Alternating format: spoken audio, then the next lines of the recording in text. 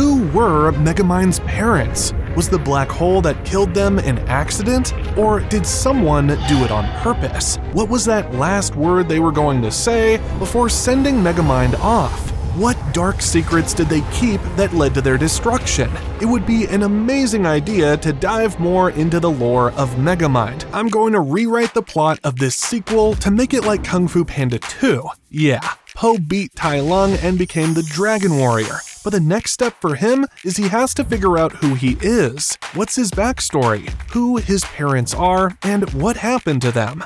Let's see how we can apply the same thing to Megamind. The movie starts off by showing Megamind in the same spot he was in the middle of the first movie. He has everything he wants, and life is too easy. Megamind, once again, needs to find purpose, but he won't repeat the same mistake again by creating a villain. Instead, he yearns to figure out his origins just like Po. I mean, so would I if I was the only blue person with a giant head in the world. And speaking of, want to know who else feels the same? Metroman. Yeah, turns out his life is pretty boring too. And just like Megamind, he also wants to figure out what happened. So both of them team up and embark on a quest to outer space. They investigate the galaxy, trying to decode their mysterious origins. Now, I'm going to skip ahead a bit and explain the lore. Megamind's planet had the most intelligent people in the galaxy, but they're physically weak. Metroman's planet had the strongest people in the galaxy, but were mentally weak, aka dumb. They both lived relatively peacefully, but there was only one rule that can't be broken under any circumstances. People from different planets cannot mate under any circumstances ever. But the governments would always keep the reason for that a secret. Now, you may be wondering why, and so were these two. They had a relationship like Romeo and Juliet. Or at least I think I used that correctly because I've never seen the play. But anyway, they fell in love and had a son. And we all know that children get 50% of their parents' genetics. But call this kid lucky because he got the intelligent half from his mom and the strong half from his dad, making him a godlike being. That's wonderful, right? No, my friends. When has something getting godlike powers ever gone well? This child becomes something more like Homelander, because as we have seen before in not just Megamind, not just movies, but in real life too, power corrupts people. This is the same theme explored in the first movie with Titan, so this will stick too, and expand upon that. So this new guy, let's call him Metromind. Metromind has a superiority complex and thinks he's the best guy to rule both worlds because he's so smart and so strong. So he says, "Let me be the ruler." Everyone says no. He says, "Pretty please." Everyone says no. But it would make me really happy. No? Okay, fine. I'll just do it the boring, old-fashioned way and overthrow the government.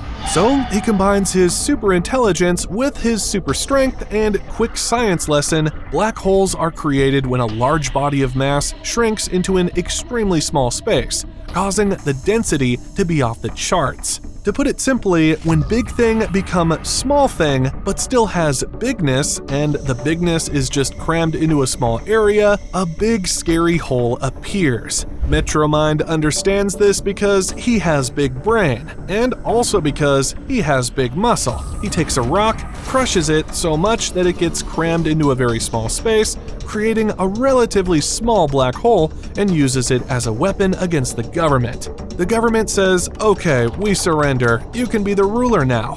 Yes, okay, great. You can stop your black holes now. Oh yeah, I'll just do that. Okay, great. Please do so. Yeah, please do it quickly. People are dying. Yeah, I'll just, well, shit. So Metromind apparently didn't think far ahead enough and had no way to stop the black holes, so they just proceeded to destroy the entire planet.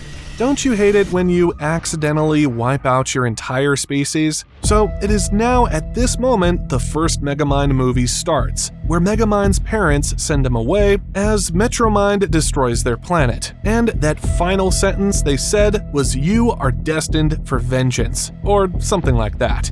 Now, the movie plays out as I mentioned in the start.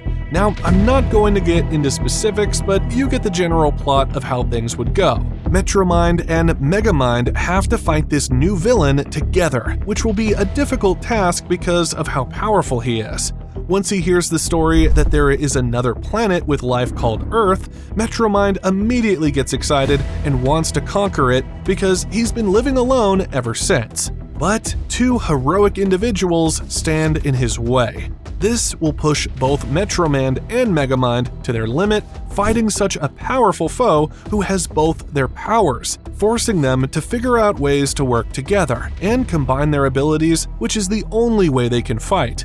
This would lead to cool inventions Megamind would have to invent to enhance Metroman's abilities, and in the end, Megamind and Metroman understand Metromind's weakness is his arrogance, ego, and rush to quickly win, as displayed previously. They take advantage of this in the final battle when Megamind floats up into space right next to Earth to fight Metromind alone. Metromind knows that Megamind is physically weak, as I have explained earlier, and cockily, with overconfidence, flies to punch Megamind without keeping his guard up.